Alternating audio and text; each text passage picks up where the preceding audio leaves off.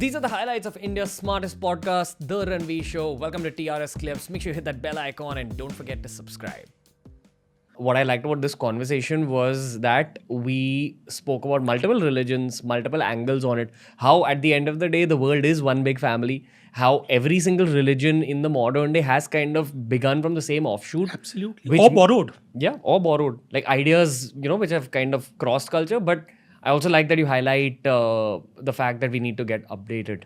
And after speaking to yourself and all the writers we've had on the show, I've understood how you guys package your ideologies into stories and then sell them to the world. And for the people who can read between the lines, they pick up on what the writer's heart actually says. And for the rest of the masses, these are just stories. The one thing I've realized over the last couple of years from my own life of doing business and trying to create, so there's an app we're creating called Level, which is centered around meditation and fitness. Okay, how beautiful. Yeah, and I'm an editor in my heart, right? Like I'm a YouTuber. I love editing videos. I'm a writer. I write my own scripts. Creating this app was like a 2-year-long edit or 2-year-long script writing process. Wow. I'm taking all the creativity and experiences and learnings and packaging them into this technology-based product. It's tested me as a creative professional, it's tested me as a business person. And what I've learned now is that my 30s need to be about storytelling and filmmaking, and I need to feed into the creativity. Because the same joy you have in your eyes, Mr. Sanghi, I wish to have in my eyes when I'm your age. Yeah, but it's already there in your eyes when you are doing this session, for example. Yeah. I find, ultimately, Ranveer, we are all storytellers. We're all storytellers. You mean humans are storytellers? We all tell our story in different ways. I have a 3-year-old golden retriever. His name is Simba. When I come into the house in the evening, everyone else ignores me. He will be jumping up and down. He will be wagging his tail. He will be pawing at me that, listen, I want to be loved. And he tells me a story. Through those actions, through those gestures, he's telling me how much I love you. Why can't you love me back the same amount?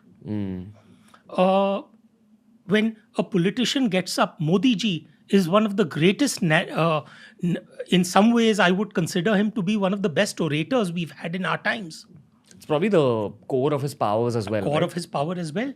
But ultimately, what is he doing? He's spinning you a narrative. Yeah.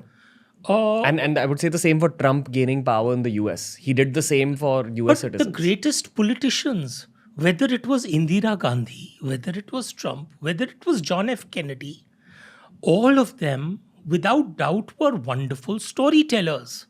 I want to highlight something here. I asked you in the morning how you came across my work and you highlighted the conversation with Gaur Gopal Das Prabhu. Yes. For me as a podcast, I gain from each conversation. Yes. What I gained from that was a ton of things, including spiritual wisdom. Yes. But as a brand, when I observed Gaur Gopal Das Prabhu, I thought to myself that the separating factor for him is that he's saying some very deep stuff, but beginning it with a story. Exactly.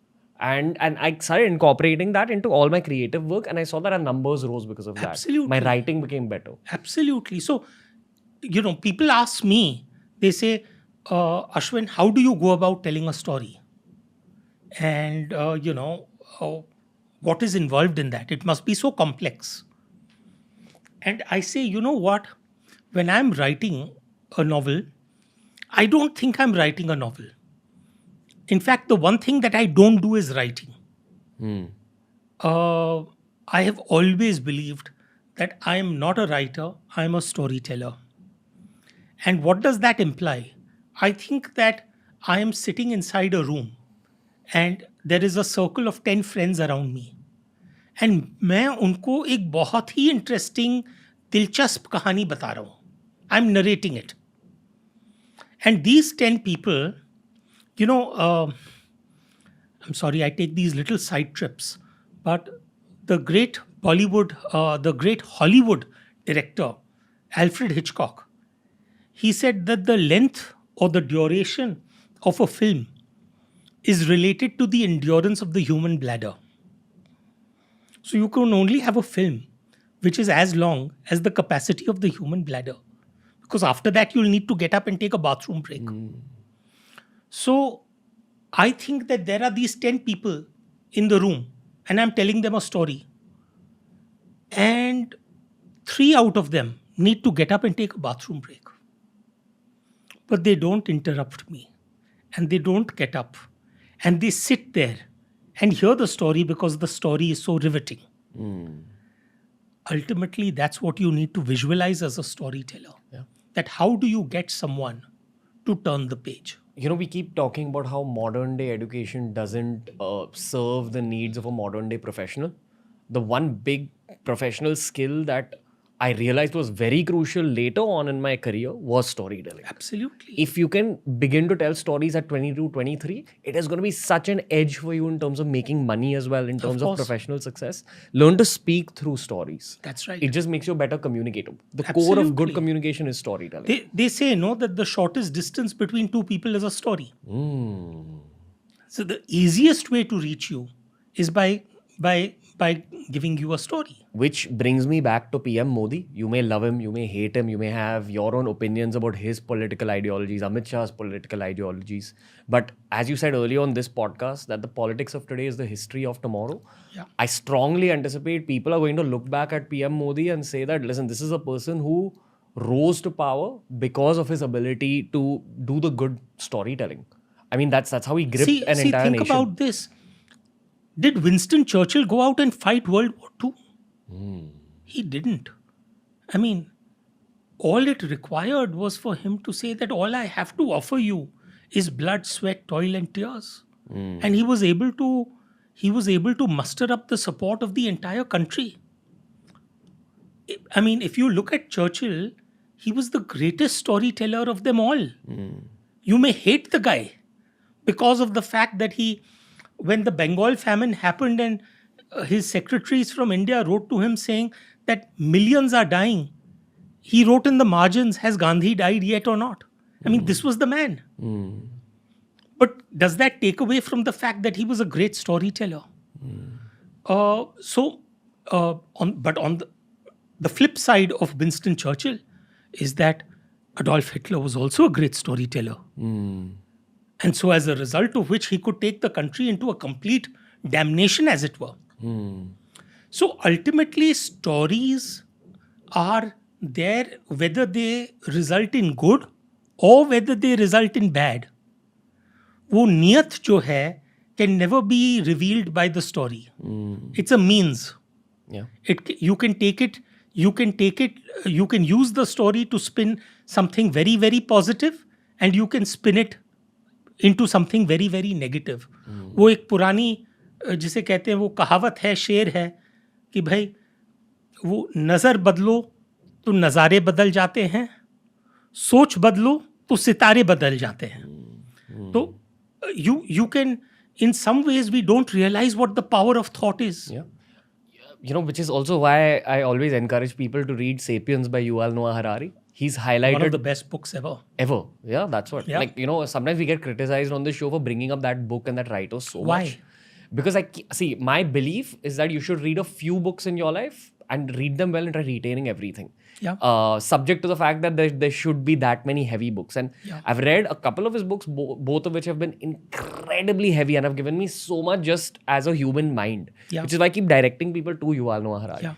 Speaking about the concept of storytelling, he's spoken about how when human beings were evolving from cavemen, a big part of our journey of evolution was when we began to actually tell stories. Because stories had this ability to grip groups of people. Of course. And bring people together towards a collective task. And that was the origins of religion as well. Of course. The Ramayana, for example.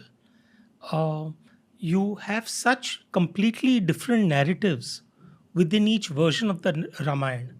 But the core objective still remains that duty above all else. Dharma. Because if you look at, let's say, the original Valmiki Ramayana, Ram is not an avatar of Vishnu. He's just a human being. But by the time you come to the Tulsi Ramayana, he's become a Vishnu avatar. And he can do in some ways no wrong. He's Maryada Purushottam. And similarly, if you take, let's say, for example, other versions, like, for example, the Anand Ramayana, the Adbhut Ramayana, in some of the versions you have, for example, the final killing of Ravan is not happening at the hands of Ram. It is happening at the hands of Sita, who has manifested herself as Durga, and then eventually kills Ravan. You have a version known as the Jain Ramayana. In the Jain Ramayana, it's Lakshman who kills Ravan. Or, for example, you have the Lao Ramayana, which is the Buddhist Ramayana, in which Ram is a bodhisattva. So each one narrated their story from their own angle, from their own perspective. But that didn't take away from the essence of what that story was trying to convey to you. It was C.S. Lewis who said that a myth is a lie that reveals a truth. All myths are ultimately made up. But what they are trying to convey to you is a deeper truth. And that is what makes mythology so fascinating.